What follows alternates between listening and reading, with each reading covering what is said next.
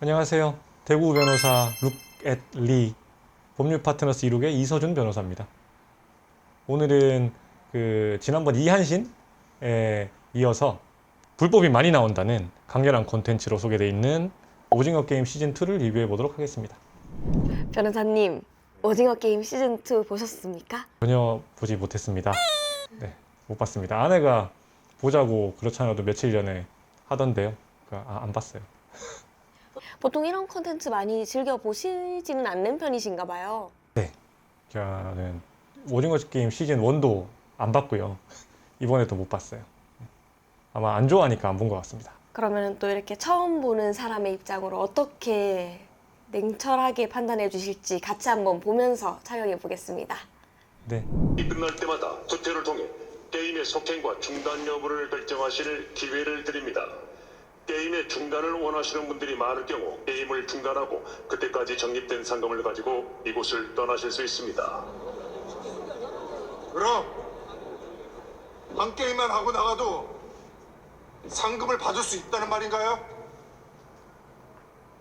그렇습니다. 네, 그래서 이 CCTV로 촬영해서 보는 경우에 운영 측이 어떠한 처벌을 받을 수 있는가에 대해서 먼저 한번 이야기를 해보면 좋을 것 같습니다. 이제 지금까지 눈에 보이는 불법을 굳이 찾아보자. 내가 찾아보자 이렇게 하면 처음에 데려올 때 상황을 제가 영상을 못 봤지만 잠깐 설명해 주신 대로 참여 의사를 물어보고 참여를 한다고 하긴 했지만 데려올 때 마취시켜서 여기서 뿅 깨어나게 만들어서 이 장소에 데려온 거라면 납치가 되겠죠. 그리고 CCTV 부분이 지금 이제 쟁점이 되잖아요. CCTV 같은 경우는 촬영 동의를 받았느냐 못 받았느냐에서 1차적으로 그 불법성이 갈릴 텐데 참여 동의는 명확치는 않지만 받았을 걸로 보여요. 명시적이든 묵시적이든. 왜냐하면 어떤 행사에 참여한다는 걸 전제로 했을 때 누구나 참여자는 행사니까, 게임이니까 게임의 상황이나 이런 것들이 녹화된다는 걸 묵시적으로는 최소한 동의를 했을 걸로 보이거든요. 다만 이제 촬영하는 장소가 여기가 이제 생활관이라서 잠도 자고 옷도 갈아입고 뭐 숙식을 해결하고 화장실도 가고 이런 장소를 지금 찍고 있는 거라면 이건 사생활을 현저히 침해할 우려가 있는 장소라고 개인정보보호법에서 촬영하지 말라고 돼 있으니까 요거는 문제가 될 수 있어요. 요거는 탑이 나왔어. 나 이거 잔인한 거 이거. 네가 꽂힌 거 하나 봐. 너한테 벌이 앉았어.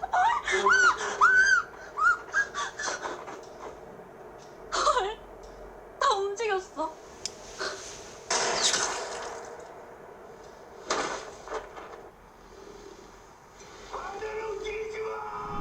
지금 요 경우에는 어떤 것들을 혹시나 처벌 대상이 될까요?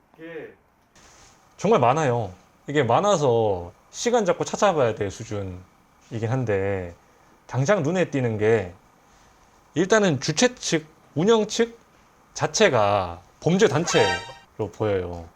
그러니까 뭐 여기도 대장이 있을 거고 진영 요원도 있을 거고 관리자도 있을 거고 이런 사람들이 범죄 단체를 지금 조직한 걸로 보이거든요.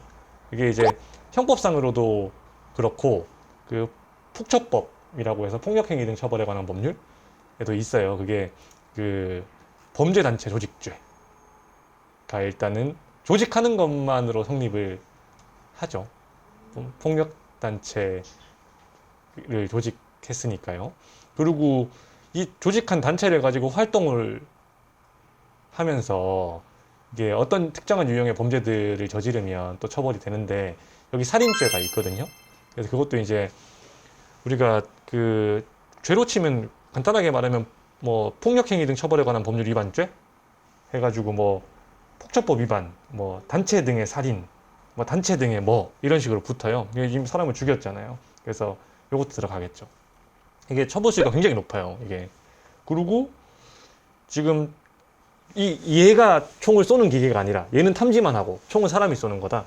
뭐 어쨌거나 총을 가지고 있을 테고 총 가지고 있으면 안 되니까 이게 뭐 총포 도검 화약류 관리에 관한 법률 위반 요것도 될 것 같고 요거 말고도 아까 처음에 데려올 때부터 사실은 납치로 시작했고 움직이지 마. 괜찮아요? 내 뒤로 바짝 붙어요. 움직이지 마. 어려.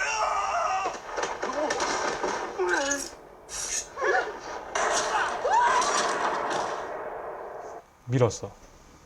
얘가 웃으면서 밀었단 말이지. 여기서 또 불법을 찾아라. 그죠? 당연히 누구나 봐도 탑이 민 게 이게 문제가 되지 않느냐.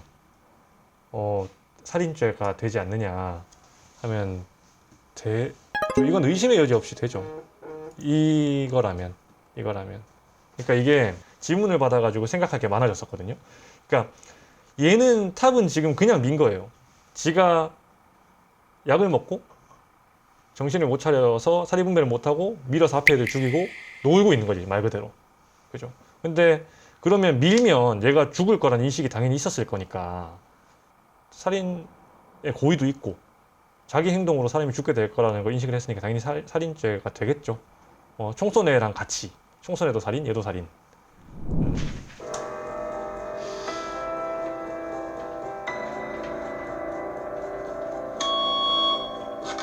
투표를 해.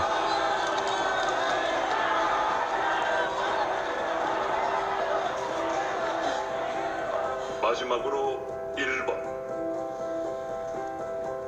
근데 이렇게 반반이 나오는 거예요? 현실적으로 이럴 수가 있을까? 반반이 나올 수가 있을까? 아무로도 안 한다 그럴 것 같은데. 네, 참가자들이 살인 게임이라는 것을 인지했음에도 불구하고 과반수 투표라는 제도를 통해서 게임을 진행하게끔 하는 운영 측에 어떠한 그런 처벌 범위가 해당이 될까요?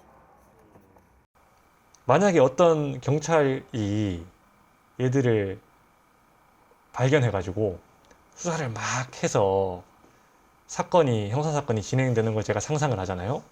상상만 해도 내가 그 수사관 입장에서 생각하면, 그 팀 입장에서 생각하면 머리가 아파.